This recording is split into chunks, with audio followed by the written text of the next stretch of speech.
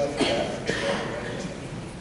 Anyways, on behalf of our beloved pastor, Father Dave, and all of us here at Queen of Heaven, I wish you the most blessed Easter. This is such a great evening.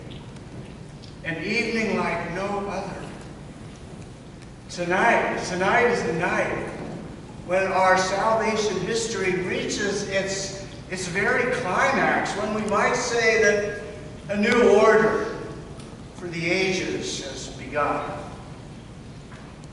And I have to tell you, it is such a blessing to share this night with you. For those of you who are visiting with us, we are delighted to have you, and we want you to know that you are always welcome here. Before I get started, I would like for you, if you could, to take out of your wallet or a purse a dollar bill if you have one. If you would just take out a dollar bill, it's not too much trouble. It has to be a dollar bill. It can't be a $5 or $10. It has to be a dollar.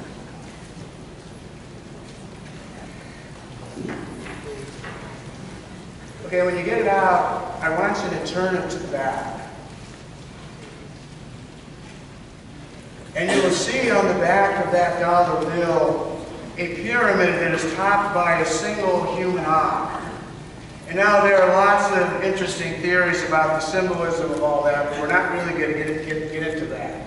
But at the base of the pyramid, you will notice this motto, Novus Ordo Seclorum, which means the new order of the ages.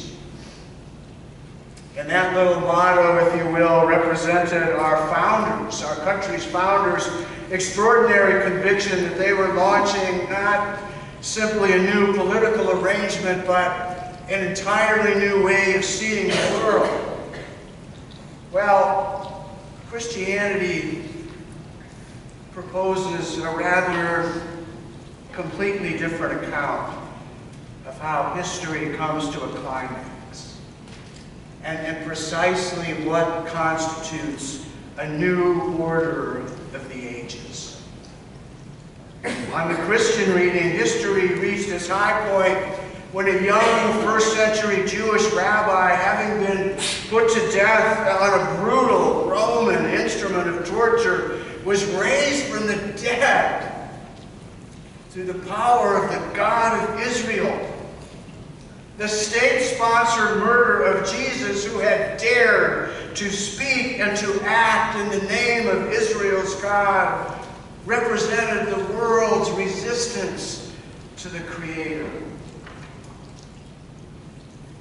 That crucifixion was the moment when cruelty and hatred and violence and corruption spent itself on Jesus.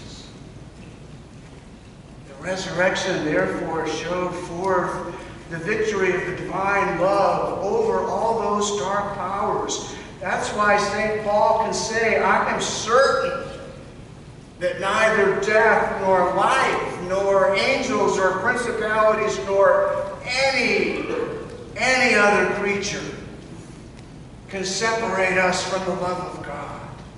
He could say that precisely because he lived like us on the other side of the resurrection. On practically every page of the New Testament, we find the early Christians trying to tell the whole world that something so new and astounding had happened that nothing would ever be the same again. The New Testament is full of the promise of a world to come in which death itself will be abolished, in which the living God will wipe away all tears from all eyes. To believe in Easter is to believe that God's new world has been brought to birth, and a new order of the ages has begun. The resurrection means that God has not given up on his creation. We heard in the reading from Genesis that all that God has made reflects some aspect of his goodness, and all created things together constitute a beautiful and tightly woven tapestry, if you will. And as the Old Testament lays out the story, human sin made a wreck of God's creation, turning that beautiful garden into a desert. But the faithful God kept sending rescue operation after rescue operation. Noah's Ark, the prophets, the law, the temple, the nation of Israel itself. And finally, he sent his only Son, the incarnation, we call it, the embodiment of God's love. It's true that over and over again we have said no to what God has made, but in raising that Son from the dead, God stubbornly says yes.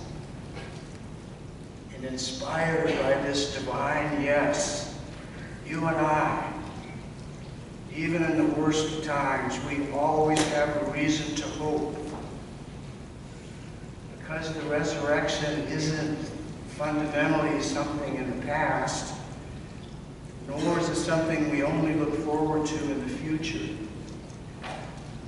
The resurrection is laced through all of creation right now, including this very place, right at this time. The resurrection assures us that God never gives up on us, even if sometimes we give up on ourselves. The resurrection is God's proof that a new order of the ages has begun. An order in which love ultimately prevails over evil, and in which life ultimately conquers death. And my fondest prayer is that each of you will find deep joy down at the level of your bones, knowing that the God that you worship is not dead, that he has not spoken his last word, but that he is profoundly, emphatically alive. And it is our mission as a church to proclaim that in our time until Christ comes again at the end of time. I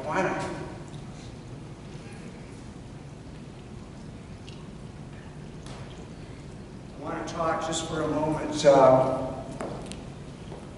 the three children who are going to be baptized. So if you would come out here, would you come out, Brady, Dylan, Cole? I want to introduce these three fine young people to you. I had the absolute privilege over the last number of weeks to spend some time with each of them. This is Cole and Dylan Metcalf, and this is Brave Mark. And we spent quite a few hours together, and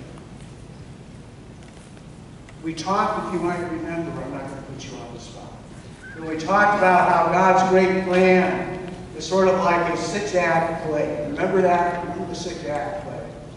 The first act was creation. Anybody remember the second act?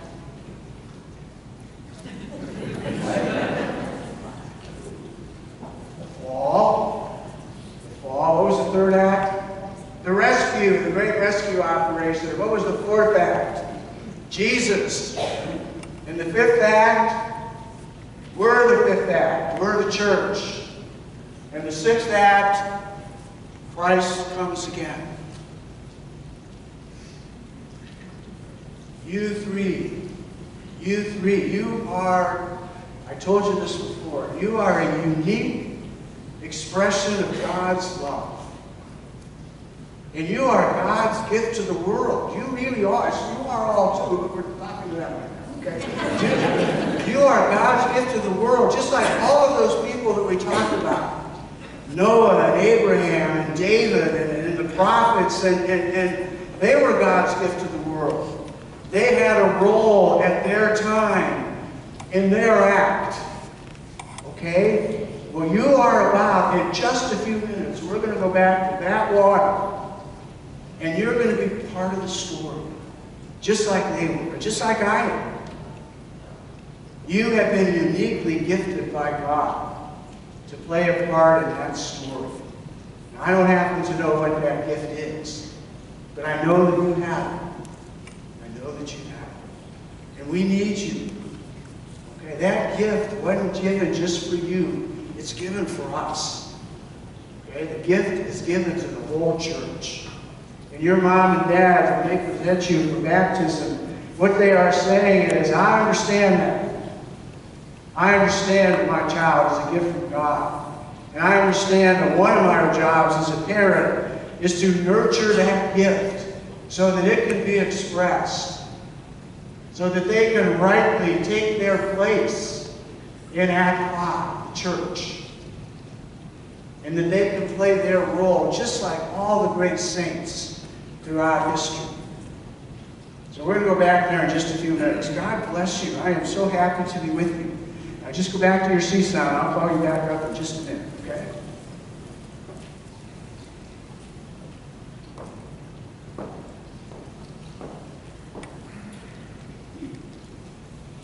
So as I said, in just a few minutes, we will call forward those who are to be baptized, and we will pray for them at what the church refers to as the waters of rebirth.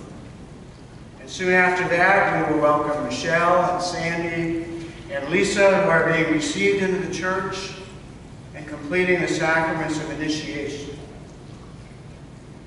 And my prayer for each of you is that you will discover forgiveness for the past, an astonishing destiny in God's future, and a vocation in the present.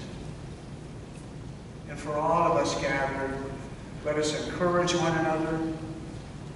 Let us build one another up in faith. Let us pray with and for one another. Let us learn from one another. And let us teach one another. And let us set before one another examples to follow, challenges to take up, and urgent tasks to perform. That's what it means to be church. And that's what it means to be the body of Christ.